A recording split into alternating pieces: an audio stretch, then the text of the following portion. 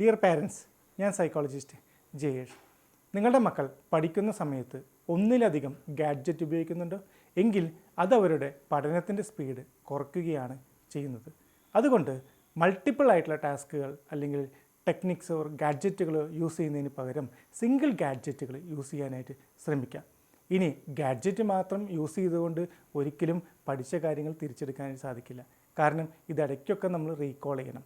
അതുകൊണ്ട് ഗാഡ്ജറ്റിലൂടെ അവർ പഠിക്കുന്ന കാര്യങ്ങൾ സ്വന്തം ഭാഷയിൽ നോട്ടിൽ എഴുതി വയ്ക്കാനും കൂടി ആവശ്യപ്പെടണം. അങ്ങനെ ഒരു ഗാഡ്ജറ്റ് ഉപയോഗിച്ച് വിഷ്വലായിട്ട് ഓഡിയോ അല്ലെങ്കിൽ വീഡിയോ ക്ലിപ്സുകൾ കാണുകയും അതിനുശേഷം സ്വന്തമായിട്ട് നോട്ട്സുകൾ തയ്യാറാക്കുകയും പിന്നീട് ഗാഡ്ജറ്റ് നോക്കാതെ ഈ നോട്ട്സ് നോക്കിയിട്ട് പഠിക്കാനായിട്ട് ശ്രമിച്ചു കഴിഞ്ഞാൽ തീർച്ചയായിട്ടും നല്ല മാർക്ക് ഈ വരുന്ന പരീക്ഷയിൽ നേടിയെടുക്കാം. അല്ലാതെ ഒരുപാട് ഗാഡ്ജറ്റുകൾ അറ്റ് എ ടൈം ഉപയോഗിച്ച് കഴിഞ്ഞാൽ നിങ്ങളുടെ മക്കളുടെ പോർഷൻസ് പെൻഡിങ് ആണ് ഉണ്ടാക്കുന്നത്. Thank you.